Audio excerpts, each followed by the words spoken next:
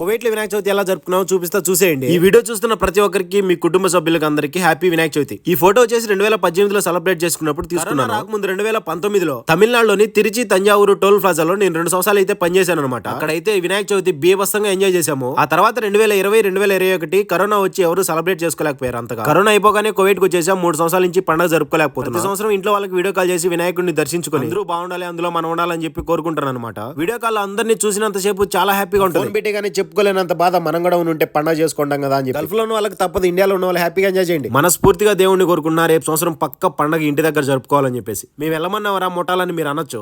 ఊరు వదిలి ఎవరు రావాలనుకోరు. వాళ్ళకున్న ఫ్యామిలీ ప్రాబ్లమ్స్ వాళ్ళకుంటాయి. ప్రాబ్లమ్స్ అన్ని క్లియర్ చేసుకుని నెక్స్ట్ ఇయర్ పక్కా పండుగ జరుపుకుంటాం. ముఖ్యంగా వినాయక చవితి శుభాకాంక్షలు చెప్పాల్సిన వాళ్ళు కొంతమంది వీడియోస్ చూస్తున్న వ్యూవర్స్, సబ్స్క్రైబ్ చేసుకుని సపోర్ట్ చేస్తున్న సబ్స్క్రైబర్స్ కి, బూతులు మంచిగా కామెంట్లు చేస్తున్న వాళ్ళకి, నా ఎదుగుదలను ఓర్చుకోలేక ఏడుస్తూ నా మీద ట్రోల్ చేస్తున్న వాళ్ళకి హ్యాపీ వినాయక చవితి. అందరూ బాగుండాలి, అందులో మనం ఉండాలి. జై బోలో గణేష్ మహారాజ్ కి జై.